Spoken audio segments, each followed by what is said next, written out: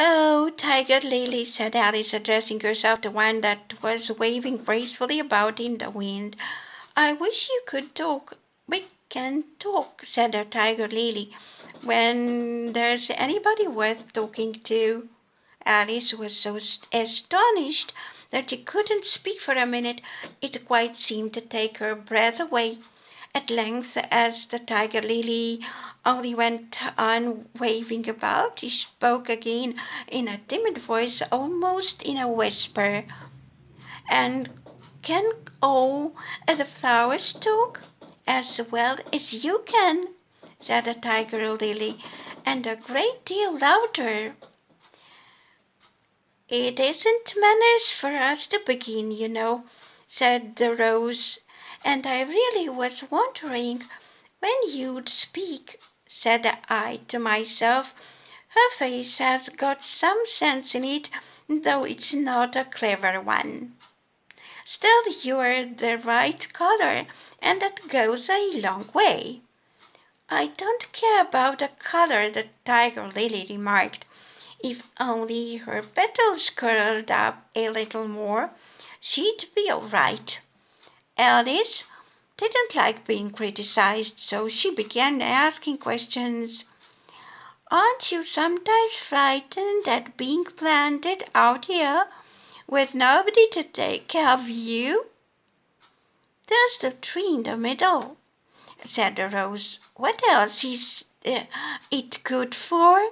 "But what could it do if any danger came?" Alice asked. "It could bark," said the Rose. "It says 'Bow wow!'" cried a daisy. "That's why its branches are called bows." "Didn't you know that?" cried another daisy, and here they all began shouting together, till the air seemed quite full of little shrill voices. "Silence, every one of you!" cried the Tiger Lily, waving itself passionately from side to side and trembling with excitement. "They know I can't get at them," it panted, bending its quivering head towards Alice, "or they wouldn't dare to do it."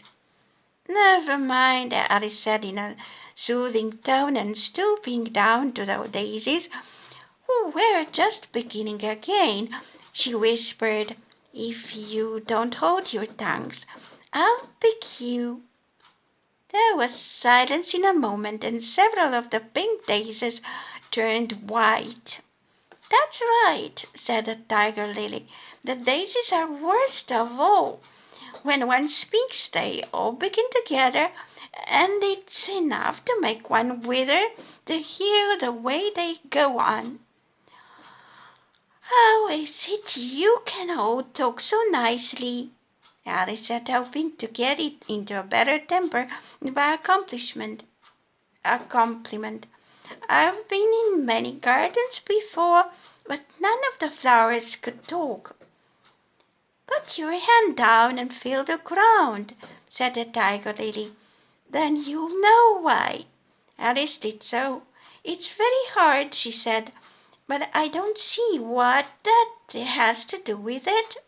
"In most gardens," the Tiger Lily said, "they make the beds too soft, so that the flowers are always asleep." This sounded a very good reason, and Alice was quite pleased to know it. "I never thought of that before," she said. "It's my opinion you never think at all," the Rose said in a rather severe tone. "I never saw anybody that looked stupider," Violet said, so suddenly that Alice quite jumped, for it hadn't spoken before. "Hold your tongue," cried the Tiger Lily, "as you ever saw anybody. You keep your head under the leaves and snore away there till you know no more than what's going on in the world than if you were a bud. Are there any more people in the garden besides me?" Alice said, not choosing to notice the Rose's last remark. "There's one other flower in the garden that can move about like you," said the Rose. "I wonder how you do it." "You're always wondering," said the Tiger Lily, "but she's more bushy than you are." "Is she like me?" Alice asked eagerly, for the thought crossed her mind. "There's another little girl in the garden somewhere." "Well, she has the same awkward shape as you," the Rose said, "but she's redder, and her petals are shorter, I think. Her petals are done up close, almost like a dahlia." The Tiger Lily interrupted. "Not tumbled about anyhow, like yours." "But that's not your fault," the Rose added kindly. "You're beginning to fade, you know, and then one can't help one's petal getting a little untidy." Alice didn't like this idea at all. So, to change the subject, she asked, "Does she ever come out here?" "I dare say you'll see her soon," said the Rose. "She's one of the thorny kind." "Where does she wear the thorns?" Alice asked with some curiosity. "Why, uh, oh, round her head, of course," the Rose replied. "I was wondering you hadn't got some too. I thought it was the regular rule." "She's coming!"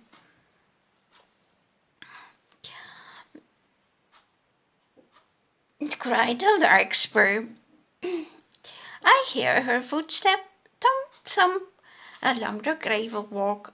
Alice looked round eagerly, and found that it was the Red Queen. "She's grown a good deal," was her first remark.